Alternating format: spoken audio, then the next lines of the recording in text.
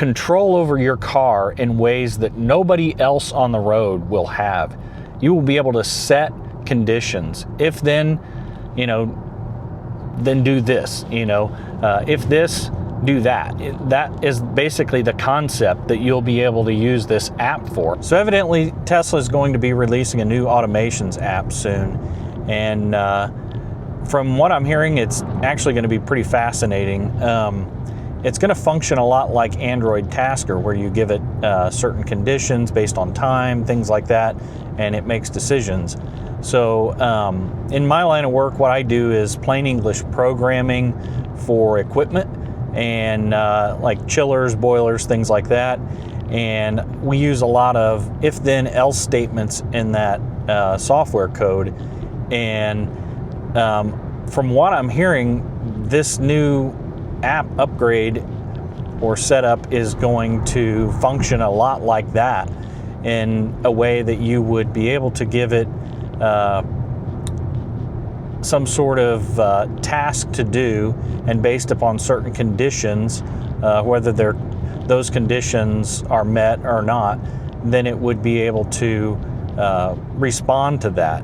In my opinion, this is huge because it's going to change the way, in such a big way, how we interact with the cars, because it's going to allow us to almost add features to the cars in a sense. And if you're busy waiting on an upgrade, and supposedly on a new upgrade the car's supposed to be able to do such and such a thing, and you have this app, then maybe you can actually just program the car to do this already. So basically, from what I'm hearing, is what Tesla has outlined in this is basically like an event, a condition, an action, and it's basically in plain English, very simple use.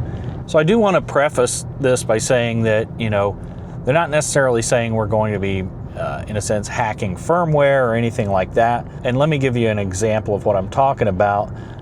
Let's just say when you're headed home and your car is driving in standard mode. It always goes a little too fast for you in standard mode by the time you get to your driveway, and so you have a really big slowdown. So maybe you switch it to sloth mode every time it gets close to your driveway.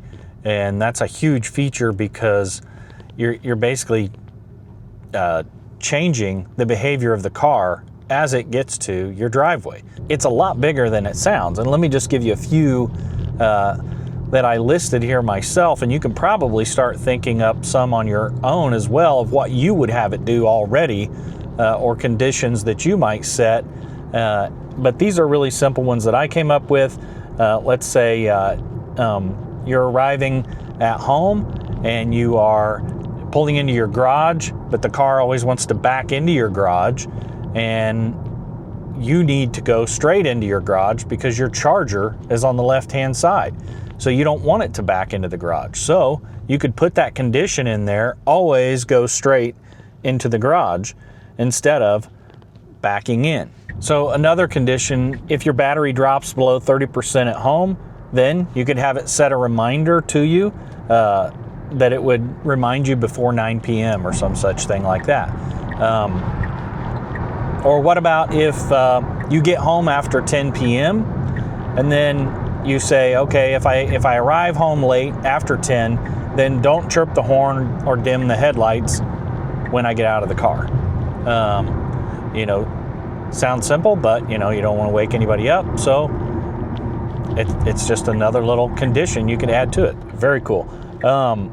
If there's severe weather alert, and okay, I could lose power. So if there is a severe weather alert, how about charging the car to 90%, just to make sure you have charge to go where you need to go. If I enter my driveway, switch to chill mode, which is one that I had already talked about. If I exit the car and my phone isn't detected, then alert me and say your phone's left behind, or don't forget your phone. If the cabin temperature hits 100 degrees, then enable overheat protection. All kinds of little features like that. If it's Wednesday at 7:30 a.m., then precondition to load the usual route. So if you know you always go a certain place at this time, you could have that route already preset, and it's gonna be there as soon as you get in the car. Very cool. If electricity rate is off peak, then begin charging. If parked away from home, then enable Sentry mode and notify if triggered. A lot of different things like that. Those are just off the top of my head. You could probably think of a lot more on your own. And if you do, post those in the comments. So I'm also curious how this would be used by Tesla to possibly, pull this data. How are people using the cars? What things are they inputting in the cars that would be useful for them? Or, is there a certain feature that they add to the app that so many people start adding that Tesla just makes that a blanket add to every car because so many people are already doing it? So that's a possibility. It would give them so much information about what people are looking for as well in the cars, which could be very interesting for future updates and stuff. What fascinates me the most about this is just, how much control they're willing to hand over to the owners with this app upgrade.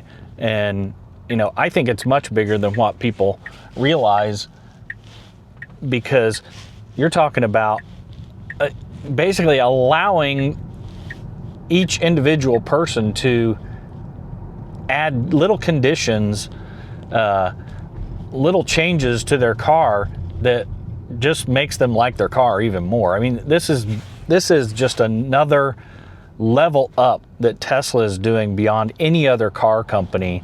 You're going to have control over your car in ways that nobody else on the road will have. You will be able to set conditions. If then, then do this, if this, do that. That is basically the concept that you'll be able to use this app for. And I'm sure there's going to be, some fences around this so that you're not just going to, have broad ability. And like I say, you're not necessarily writing this to any hard code in their firmware or anything like that. You're just basically being allowed to make decisions with your car in the app that change your everyday life. And I know it might sound simple, but for me, the very first thing I would do is make sure it doesn't back into my garage. Make sure, now that I got it going into my garage the right way, I don't want that to change and some update all of a sudden now it wants to start backing in again. I don't want that to happen. So, that would be the big thing for me that I would change right away. Now, as to when this will be released, when it's coming out, I don't know. But it's fascinating to me just how much control they're willing to hand over.